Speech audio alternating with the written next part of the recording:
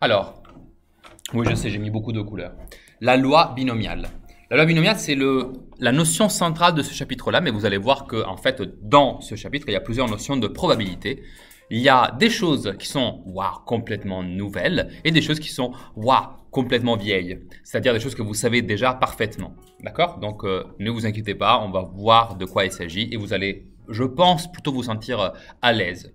Surtout que, voilà, aujourd'hui on fait un cours très narratif. Vous allez voir, je vais vous parler de plein de choses différentes. On va analyser certaines de ces choses et on va pas mal écrire et voir quelques exemples amusants. Voilà. Alors, commençons par rappeler quelque chose d'important.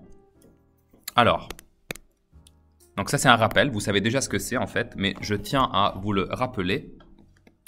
Rappel. Et ça, c'est du coup un mélange entre une définition et une propriété que nous avons déjà vue. Enfin, pas nous ensemble, mais vous l'avez déjà vu. Vous l'avez déjà vu quand il s'agissait d'être en seconde et en première. Vous avez déjà abordé ces deux notions. On dit que les événements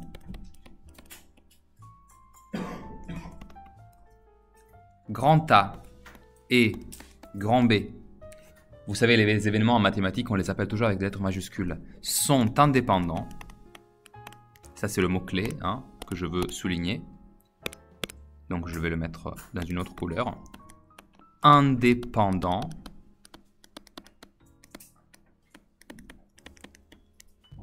Quand, selon vous, est-ce que vous avez des souvenirs? C'est quand que deux événements sont indépendants? Hein? Tu veux dire l'intersection? Oui, mais du coup, qu'est-ce qu'il faut demander sur l'intersection? Alors, si tu me dis qu'il y a l'intersection dans cette histoire d'indépendance, c'est vrai, mais du coup, il me faut quelque chose. Alors, c'est pas tout à fait... C'est toujours le symbole d'intersection, mais... Chinao? Oui. Le produit de probabilité, quoi? Alors, il faut être plus précis. Là, il manque une chose. Alors, premièrement, définissons-le en français. Les événements A et B sont indépendants si et seulement si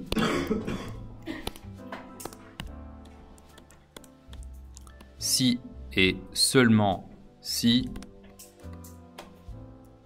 l'occurrence, une occurrence, c'est le fait que quelque chose se vérifie. C'est le fait qu'un événement a lieu. Donc, à la place de dire le fait que le premier ait lieu, l'occurrence, c'est un peu plus rapide. Si l'occurrence de l'un n'a aucun effet sur l'occurrence de l'autre.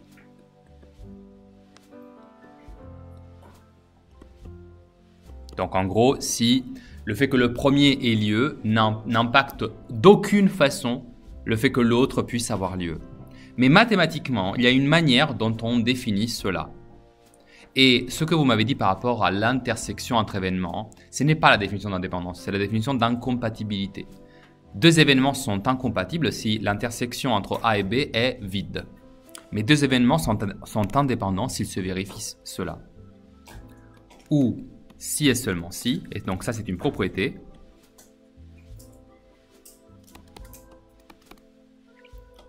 La probabilité de leur intersection, P de A intersection avec B, est égale à P de A fois P de B.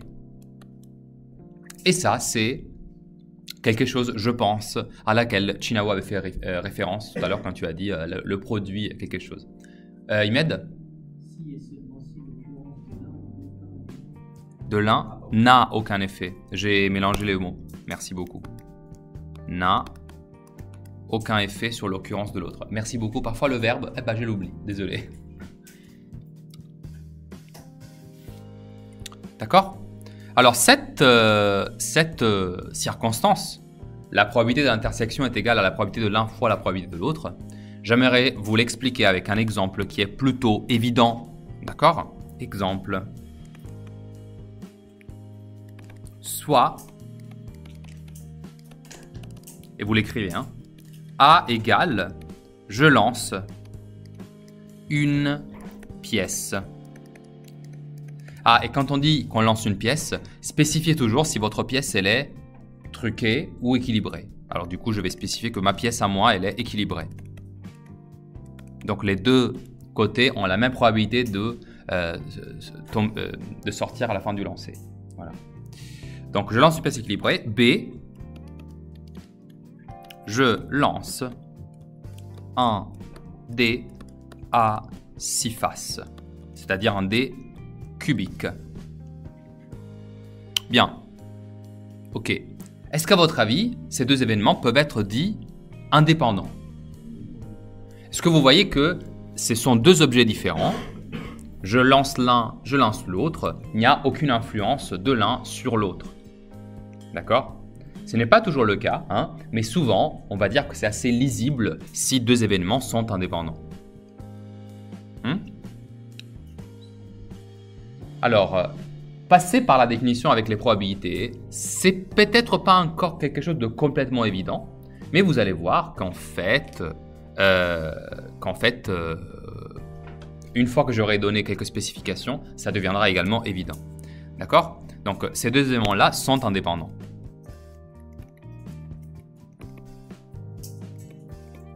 Pour que ce soit clair.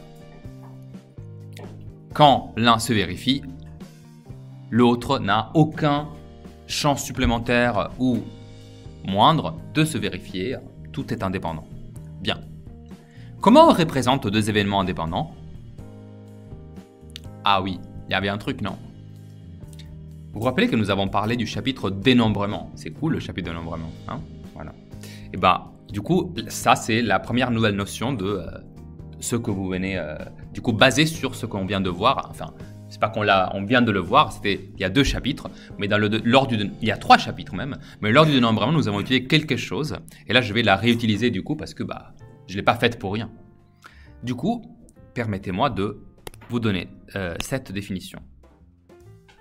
Encore une fois, ça c'est une définition, on va dire que c'est une propriété plutôt, même si c'est pas une définition. Propriété.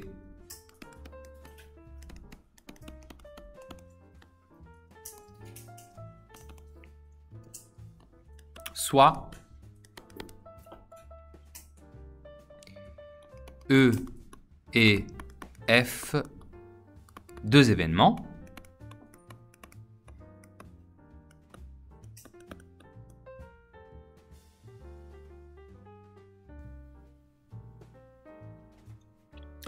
est-ce que vous vous rappelez que les événements, ils peuvent être décomposés en issues? Par exemple, l'événement « je lance une pièce », l'expérience aléatoire « je lance une pièce », elle est décomposée en plusieurs issues. Les deux issues sont pile ou face. Okay, je lance un dé à 6 faces, je le décompose. Les issues sont 1, 2, 3, 4, 5, 6. Waouh, incroyable. Alors, supposons que ces deux événements-là soient indépendants. Permettez-moi juste de faire un petit changement. À la place de dire événement, je préfère mettre expérience aléatoire. Comme ça, je me mets en pleine généralité. Excusez-moi. Deux expériences aléatoires.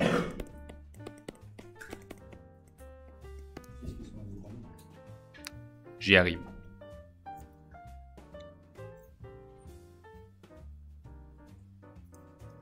Si, soit aussi,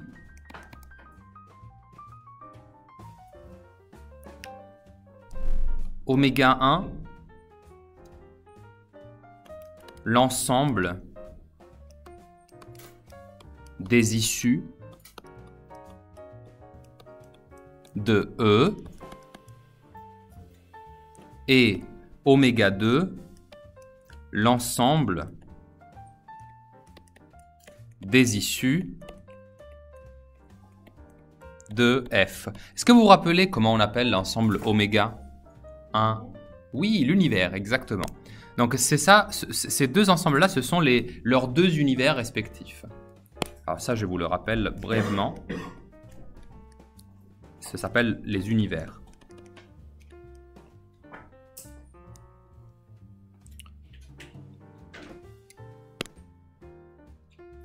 Alors, s'ils sont indépendants, si les expériences du coup sont indépendantes,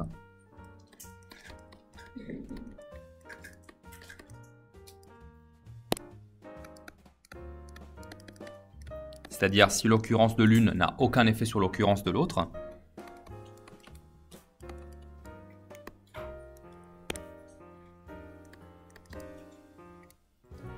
alors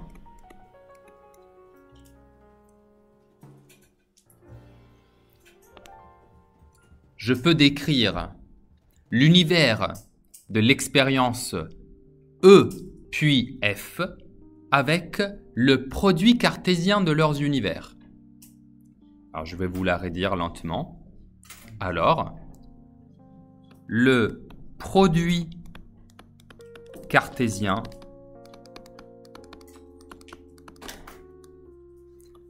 grand oméga égale à oméga 1 produit cartésien oméga 2 décrit l'univers de l'enchaînement des deux expériences.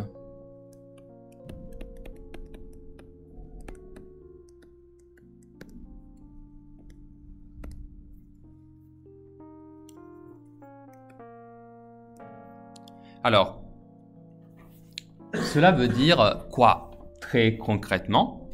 En fait, ça veut dire quelque chose de méga naturel, c'est juste dit de manière compliquée. Mais en vrai, c'est hyper simple.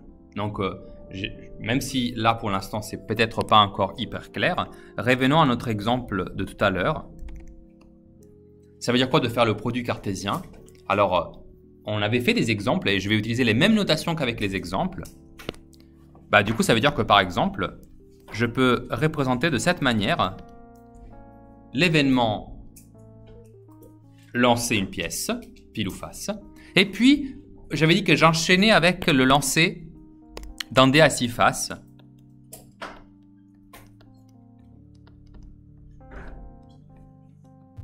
Ok, 1, 2, 3, 4, 5, 6. Et je leur ai fait 1, 2 et toutes les autres.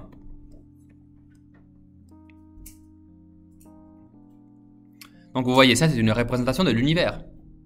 Et une autre représentation que je pourrais donner, c'est, bien sûr, je garde le code couleur, pile, face, et puis là je vais écrire 1, 2, 3, 4, 5 et 6. Et bah du coup, qu'est-ce que je vais obtenir? Je pense que vous le voyez, un tableau comment? Oui. Un tableau à double entrée avec dedans, du coup, bah, tous les couples... Pardon? Oui, exactement. P1, P2, P3, P4, P5, P6. Et puis, évidemment, la même chose avec F. F1, F2, F3, F4, F5, F6. Donc, ce sont deux représentations, mais ces deux représentations devraient vous rappeler les mêmes représentations qu'on avait données quand on avait commencé à parler du produit cartésien. Si vous réfeuilletez votre cahier jusqu'à revenir au chapitre de nombrement dans lequel nous avons parlé du produit cartésien, on avait donné ces mêmes représentations. Et là, qu'est-ce que je viens de faire du coup? Bah, avec le produit cartésien, je viens de décrire parfaitement ça veut dire quoi de enchaîner deux expériences indépendantes. Par exemple, du coup, je vous rajoute ici la troisième manière. C'est qui oméga? Alors, oméga, c'est oméga 1, produit cartésien oméga 2. Et ça, eh bien, la liste de ça revient à faire la liste de tous les possibles couples. Donc là, je vais mettre P1, P,2, P,3, P,4. Et bon, je pense que vous avez compris. Mais du coup, c'est ça aussi, une manière de voir le produit cartésien. C'est la liste de tous les éléments. Et c'est ça qui compose mon univers. Et j'ai oublié de mettre un 6, excusez-moi. Puis j'ai F1, F2, F3, F4, F5 et F6. Fin de l'accolade. Voilà. Ok.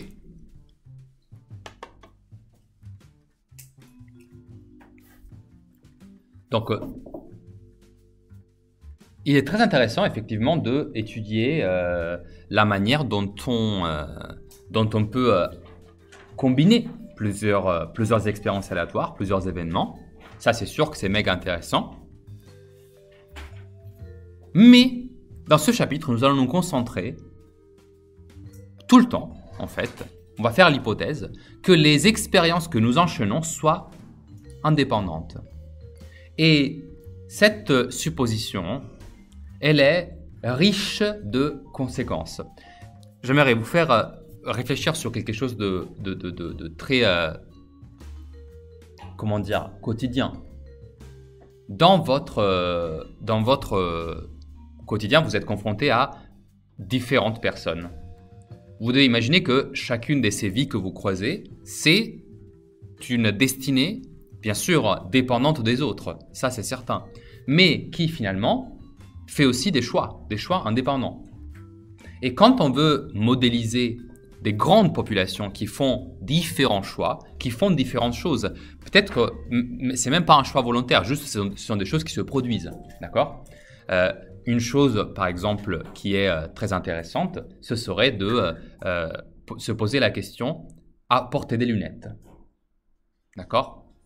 Ici, vous êtes un certain nombre. Moi, j'essaie de faire une modélisation sur, je crois qu'on est 16 dans cette salle aujourd'hui. Il y a 16 personnes et vous savez que si, évidemment, vous imaginez qu'on nous prend au hasard, on nous assimile à une urne et on tire au sort. Hein. Chacun d'entre nous ici peut porter des lunettes ou pas. Et vous voyez, le fait de porter des lunettes, c'est pas quelque chose de dépendant des conditions extérieures. Malheureusement, ce sont des choses qui se vérifient concrètement en grandissant. Certaines personnes en ont besoin, d'autres non. Point. Okay ? Et le fait, imaginez du coup de devoir modéliser le fait que nous portions ou pas des lunettes avec une certaine probabilité. Si je découvre que dans une vie humaine, la probabilité qu'à un moment donné il faut porter des lunettes, c'est 0,4, ok, 40%. Bah, du coup, ça voudrait dire que 16 répétitions d'une expérience aléatoire avec comme issue, oui, portez des lunettes, non, ne portez pas des lunettes. En gros, c'est comme si on faisait 16 lancers de pièces truqués avec 40% de probabilité pour oui, je porte des lunettes, 60 pour dire bah non, je ne porte pas des lunettes. Vous voyez ce que je veux dire ? Le fait que nous soyons beaucoup et que nous ayons des caractéristiques fait que bah, il y a beaucoup de fois où en fait le fait d'enchaîner plusieurs événements indépendants, ça a un sens. Vous pouvez penser également à la même chose par rapport à la couleur des cheveux ou par rapport à plein d'autres choses. Le fait de porter des jeans ou en gros n'importe quelle caractéristique, vous pouvez souvent la modéliser comme quelque chose d'indépendant. Évidemment, il ne faut pas faire des erreurs. Parce que je pourrais aussi vous dire, ah du coup le fait d'obtenir ou pas le bac, c'est indépendant ou dépendant dans un groupe classe. Eh bien, vous serez peut-être étonné, mais non, ce n'est pas du coup indépendant. Parce qu'il est prouvé que dans une classe où il y a plusieurs personnes dont la probabilité d'avoir le baccalauréat est plutôt élevée, bah, ça aide ceux qui à la base avaient une probabilité inférieure en début d'année grâce au fait que ça collabore et ça s'entraide, une classe. Donc effectivement, il faut faire attention. Il faut vraiment s'assurer que les événements soient indépendants quand on fait des modélisations. Mais nous, dans ce chapitre-là, on va tout le temps assumer que ce soit indépendant. Voilà. Et du coup, nous allons étudier, à partir de ces définitions-là que nous avons données jusqu'ici, nous allons étudier différentes lois. Une loi, du coup je vous donne cette définition-là, définition. Une loi, c'est quoi? Est-ce que vous vous rappelez de la loi? Alors, c'est pas du tout lié au droit, hein, évidemment. Une loi de probabilité, oui, Lana? Ça, c'est en droit. C'est en loi, non, excuse-moi, je me suis trompé, c'est en physique. Parce que du coup, dans le droit, c'est la norme sur laquelle la communauté est d'accord et qui ensuite, en général, n'est pas réfutée dès qu'elle est approuvée, dès qu'elle est légitimement approuvée. Mais du coup, en physique, par exemple, la loi de gravitation universelle, effectivement, ça correspond à la définition que tu viens de donner. Mais du coup, non. Une loi en mathématiques, c'est une loi de probabilité, c'est l'association à une variable aléatoire,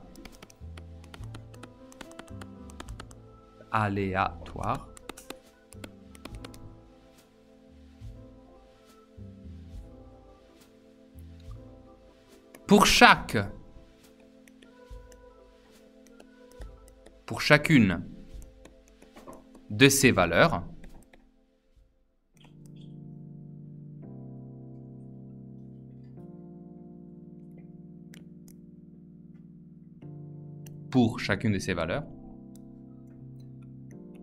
d'une probabilité.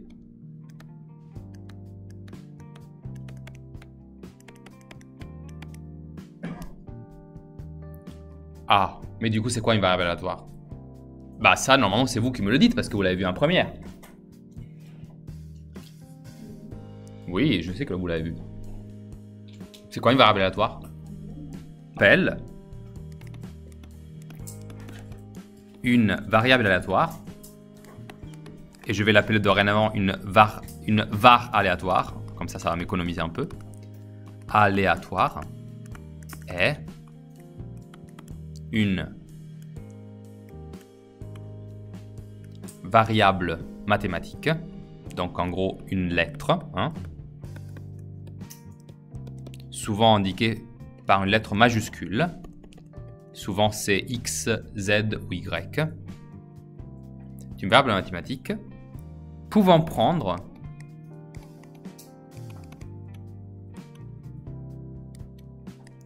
des valeurs réelles qui, chacune,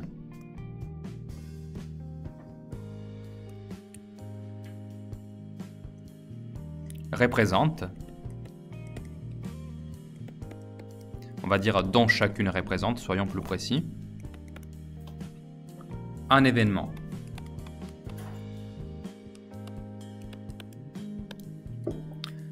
Alors, éclaircissons ça tout de suite. Je dis que grand X, c'est la variable aléatoire qui peut prendre les valeurs 1, 2, 3, 4, 5 et 6. Grand X modélise évidemment le lancer d'un dé. Ça se voit, non? Eh bien, grâce à ça, je peux dire que la probabilité que grand X soit égal à 2, c'est égal à 1 sur 6.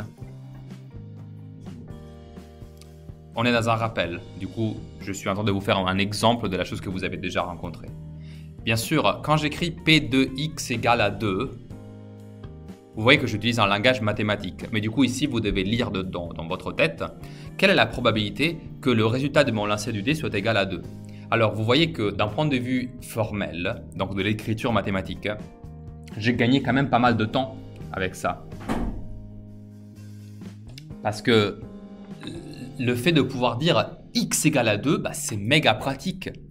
Et du coup, la loi, ce serait le fait de décrire cela avec un tableau, par exemple. Un tableau dans lequel, regardez, là, je vais mettre les valeurs de XI. Je vais vous dire dans un instant ce que c'est. Et là, je vais mettre les valeurs des... Je dois me glisser, c'est ça? Non, c'est bon comme ça? Et dedans, je vais mettre les valeurs grand X égale à XI. Alors, c'est qui les XI? Ce sont les valeurs possibles de la variable aléatoire. Exactement. 1, 2, 3, 4, 5, 6. Oui, je sais que vous l'avez déjà fait. Et vous avez certainement déjà fait cet exemple également. Ton pire chapitre, Gabriel? Oui, c'est hyper dur. Mais c'est méga facile. Est-ce qu'il faut avoir des préjugés négatifs sur les choses? Entre-temps, vous avez grandi. Entre-temps, vos cerveaux ont doublé de volume. C'est faux, c'est faux. C'est absolument faux. Mais entre-temps, vous êtes devenus des jeunes hommes et des jeunes femmes matures et pleines d'espoir et pleines d'inspiration et implication dans les cours. N'est-ce pas? Donc, c'est qui les probabilités pour ces 6 événements que j'ai décrits du coup avec les valeurs de la variable aléatoire? C'est toujours un sixième, oui.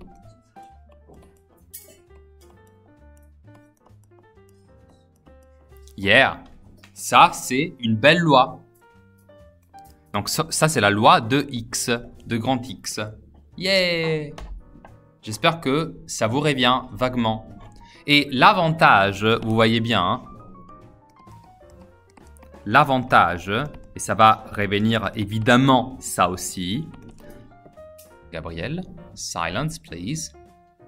L'avantage, c'est que je peux aussi exploiter cette écriture pour dire genre, c'est quoi la probabilité que x soit inférieur ou égal à 3?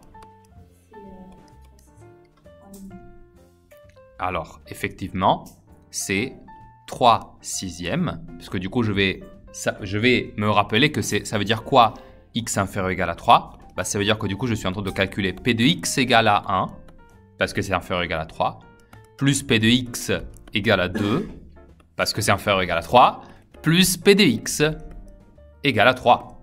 Bah oui. Et du coup, Lana a fait deux têtes, un sixième, plus un sixième, plus un sixième. Et c'est effectivement égal à un demi. Hein. Je ne l'écris pas, mais c'était juste pour vous montrer que, bah, du coup, comme c'est x égale à 1 plus la probabilité de x égale à 1 plus la probabilité de x égale à 2 plus la probabilité de x égale à 3, bah, du coup, ça passe. J'aimerais vous éclaircir sur un point qui ici est méga important. Oui, les variables aléatoires sont une bonne chose parce qu'elles nous simplifient énormément le langage, la manière dont nous allons décrire ces expériences aléatoires. Et j'espère que ça, c'est une belle preuve. Parce qu'à la place de dire « Hey, c'est quoi la probabilité que lors d'un lacet de 2, je puisse obtenir soit 1, soit 2, soit 3 ?» Tout ça, ça se dit par x inférieur ou égal à 3. Bim, fini, it's over. Je veux dire, c'est efficace. On ne peut pas nier que c'est efficace. C'est pour ça que je vous dis que c'est une belle avancée. Moi, je suis ravi. Bien. Ça, c'est du coup pour ce qui concerne l'avantage d'utiliser des variables aléatoires. Mais, la raison peut-être pour laquelle vous avez trouvé que ce n'était pas facile par le passé, c'est qu'il faut donner des lois. Et bah oui, parce que si je connais juste une variable aléatoire, mais que je ne connais pas sa loi, la loi, en fait, elle est méga importante. Ça, c'est super méga crucial. Si je connais la loi, bah, je connais beaucoup de choses sur la variable aléatoire. Mais si je ne connais pas la loi, c'est compliqué. La loi, elle est hyper importante. En fait, limite, connaître la loi d'une variable aléatoire qui modélise une expérience aléatoire, ça devient quelque chose de super, super important et tellement crucial que vous devez l'obtenir comme première chose, première information. Et du coup, dans ce chapitre-là, et je vous rappelle que le titre du chapitre, c'est « Loi binomiale », on va étudier certaines lois. Deux lois qui vont avoir une énorme importance. Et donc, ce sera deux lois qui vont nous permettre de décrire dans des conditions quand même similaires entre elles, bah, le comportement de certaines variables aléatoires. Oui. Peut-être qu'on le verra quand on parlera de la loi binomiale. Mais en général, c'est vrai que souvent, deux usages du même mot peuvent être liés. Ok ? Donc en fait, j'ai envie de dire, bien vu. Ok, alors maintenant, abordons la première de ces lois. Est-ce qu'on a... Je ne vais pas vous faire tout de suite la loi. Je vais vous faire un exemple. Comme ça, je vais vous donner un exercice pour voir si vous avez compris. D'accord? Ok. Je vais vous demander de me décrire donc une expérience aléatoire. D'accord? Alors, soit et exercice du coup sous le cahier exercice. Ok?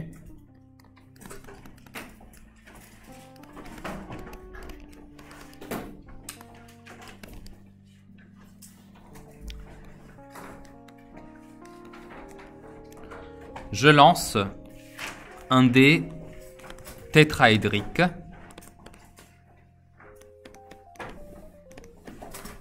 Cela veut dire un dé à 4 faces. Ça correspond à un objet qui a à peu près cette apparence. Ok? Les joueurs des jeux de rôle savent déjà ce que c'est. Les autres, tant pis. Mais du coup, c'est un dé à 4 faces où du coup les résultats sont indiqués ici. Sur les sommets. Et un dé à 6 faces. Donc un dé cubique classique. Réaliser, tracer comme vous voulez, un arbre. Et je vais rajouter un adjectif. Pondérer.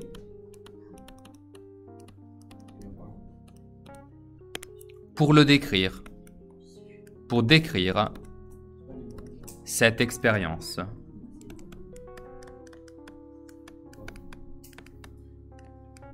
Alors, pondérer, ça vient du latin pondus,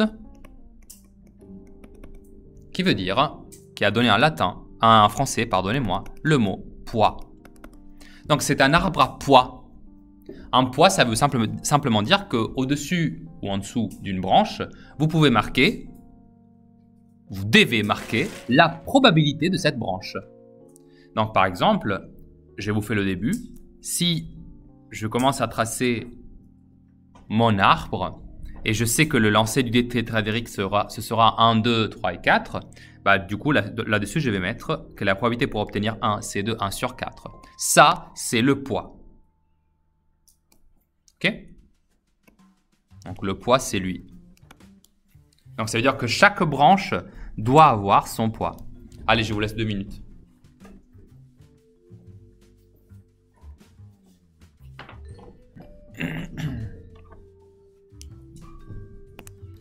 Question. Quelle est la probabilité de n'avoir obtenu que des nombres pairs lors des 2 lancers.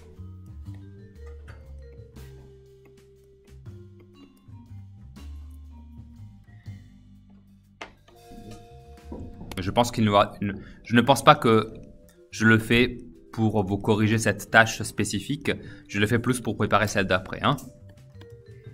Et là, du coup, je vais devoir faire pas mal de flèches, de branches plutôt.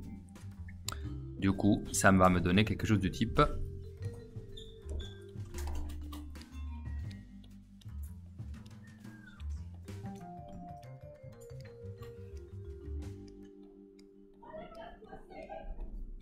que du coup, il y en a 6 pour chacune.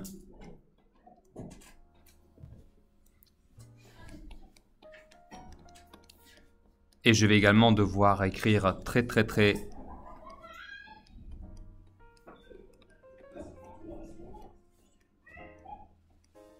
petit tous les poids. Mais du coup, chacun de ces poids, ce sera 1 sur 6, 1 sur 6, 1 sur 6. Pardon? Dans le tableau, tu n'as pas l'espace pour mettre les poids. Eh oui, je sais. I know. 1 sur 6 et ainsi de suite. Après, ça va. Hein. Vous avez un peu plus d'espace en plus, je pense. En tout cas, quand on fait un arbre pondéré, on le fait jusqu'au bout. Alors, vous remarquerez qu'ici, toutes les branches ont la même probabilité, donc les mêmes poids.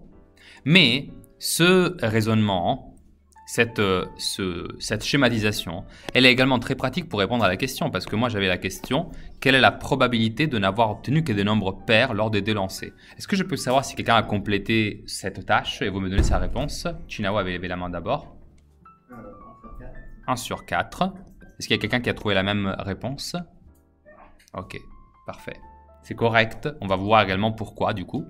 Eh bien, quand je regarde mon arbre pondéré, je sais que tout est indépendant ici.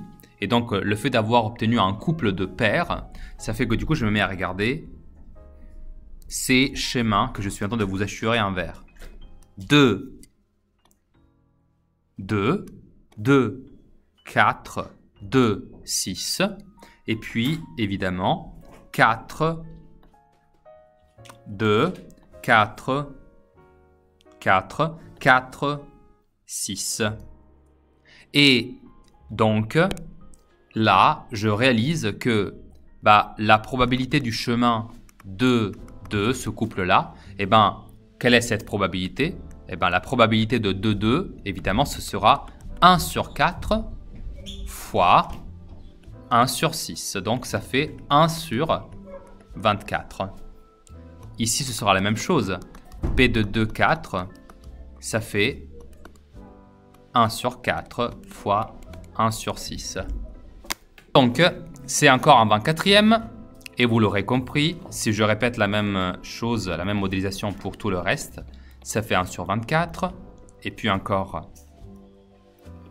1 sur 24. Et ainsi de suite. Mais,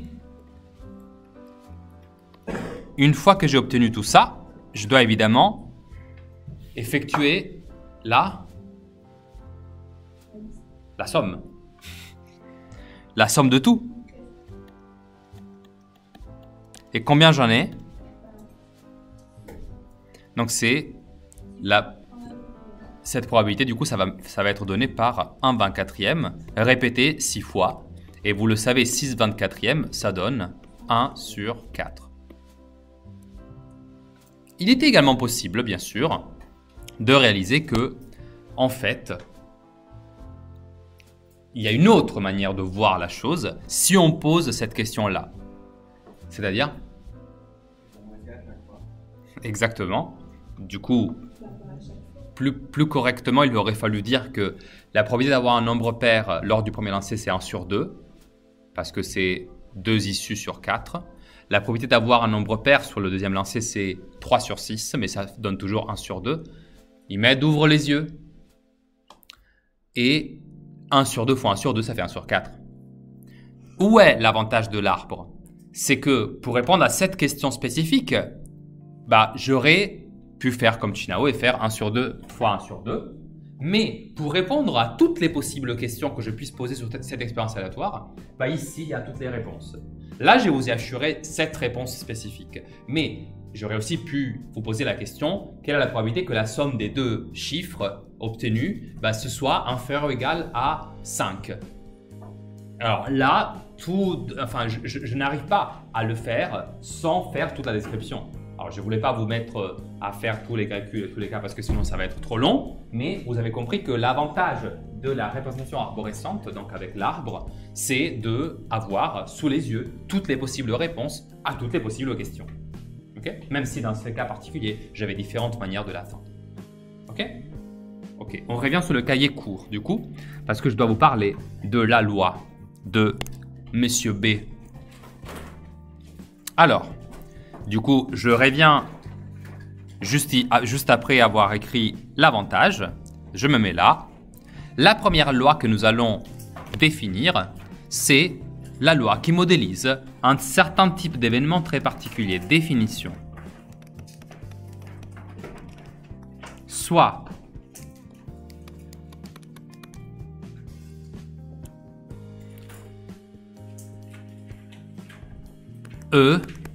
une expérience aléatoire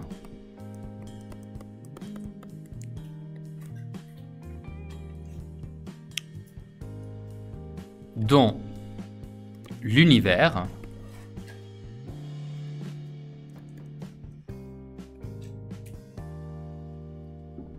ne comporte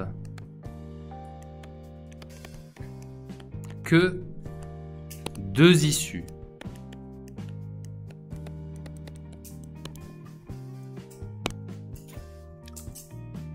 Ces issues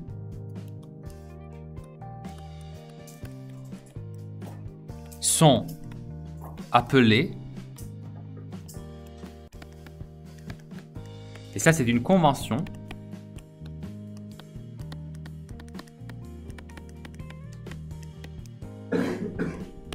succès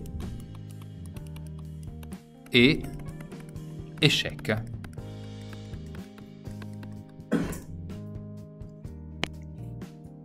alors l'expérience est appelée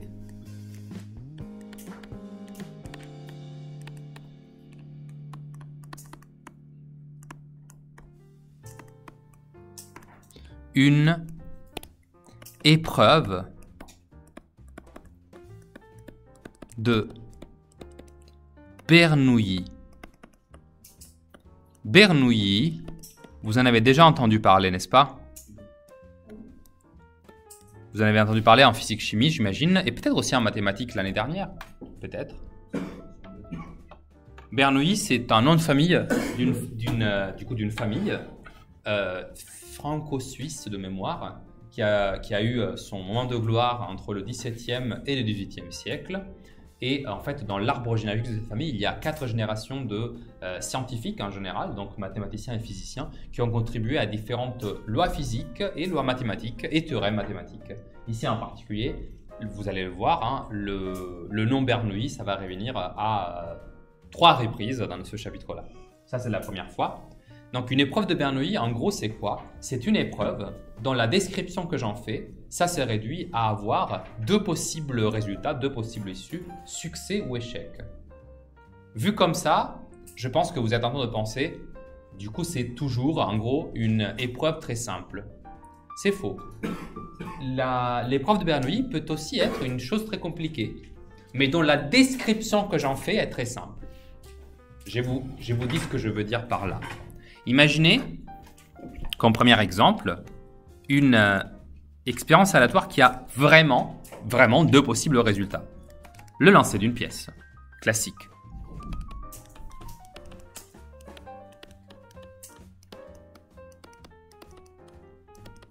Là, vous le savez, hein, le lancer d'une pièce, ça donne soit pile, soit face. J'ai vraiment 2 issues, mais du coup, je choisis d'en appeler une le succès et l'autre l'échec. Ici, je peux faire mon choix. C'est parfaitement symétrique de toute façon. Succès, échec, S et E. Mais, prenez maintenant le lancer d'un dé. Un dé à 6 faces. Hein.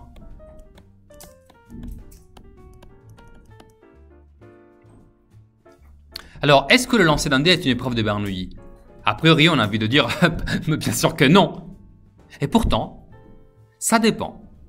Parce que je prends le lancer d'un dé, mais je ne regarde que ça. Regardez. L'épreuve de Bernoulli que je considère, c'est obtenir le nombre 6.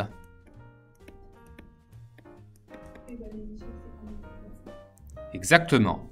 À ce moment-là, je viens d'obtenir, avec cette description que j'en fais, une épreuve de Bernoulli. C'est-à-dire que si je fais 1, 2, 3, 4, 5, alors c'est un échec. Et si j'obtiens 6, alors c'est un succès. Et vous voyez, la chose importante ici, c'est que là, c'était parfaitement arbitraire. Je pourrais même dire, du coup, je peux aussi considérer le fait d'obtenir un nombre pair comme mon succès et impair comme mon échec. Ou j'aurais pu dire le fait d'obtenir un nombre inférieur ou égal à 2 comme mon succès et un nombre du coup supérieur ou égal à 3 comme mon échec. Je suis libre. Ça dépend du texte de l'exercice. D'accord? Si dans le texte de l'exercice, il y avait marqué « Je lance un dé à 6 faces, fin du texte de l'exercice », ce n'est pas une épreuve de Bernoulli. Si je vous avais dit tout ça, alors c'est une épreuve de Bernoulli. Parce que je peux la modéliser comme succès versus échec. Donc une épreuve de Bernoulli, si vous voulez, c'est comme une extrême simplification, un point de vue très spécifique dans lequel il n'y a que 2 possibles descriptions, 2 possibles issues, succès ou échec. Et vous voyez la chose intéressante ici, c'est que revenez à l'exemple des lunettes. Je vous avais dit que si je prends un individu au hasard dans la classe, il y a comme possible, dans cette perspective, hein, il y a 2 possibles issues. Porter des lunettes, oui. Porter des lunettes, non. Succès, échec. Le fait d'être porteur d'une caractéristique se décrit toujours par soit vous l'avez, soit vous ne l'avez pas. C'est pour ça que l'épreuve de Bernoulli est importante. Parce qu'avec cette description succès-échec, vous êtes en train de résumer un nombre de phénomènes réels hyper large. Tout peut être modélisé par une épreuve de Bernoulli, à condition de bien utiliser le langage pour le décrire. Vous voyez ce que je veux dire? Vous allez voir, demain, ça va devenir encore plus intéressant. Très convaincu. Merci à vous d'avoir suivi la vidéo et je vous donne rendez-vous à demain du coup pour la suite du cours.